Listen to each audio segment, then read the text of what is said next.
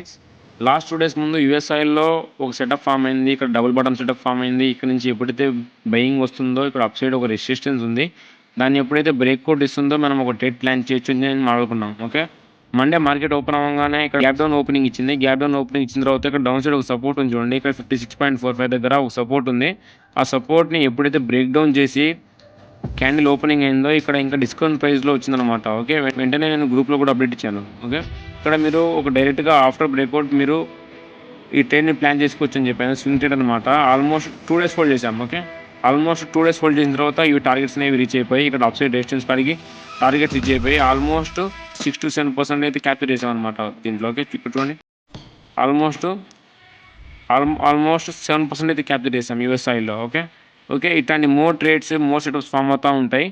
ఇవన్నీ ప్లాన్ చేద్దాం. అన్ని సెటప్స్ ట్రేడ్స్ అన్ని కూడా టెలిగ్రామ్లో పోస్ట్ చేస్తూ ఉంటాం. లింక్ డిస్క్రిప్షన్లో ఉంది. ఫాస్ట్గా జాయిన్ అవ్వండి. అలానే ఈ ఛానల్ని ఫాలో అవ్వడం మర్చిపోవద్దు. Bye guys, take care. Will meet in the next video.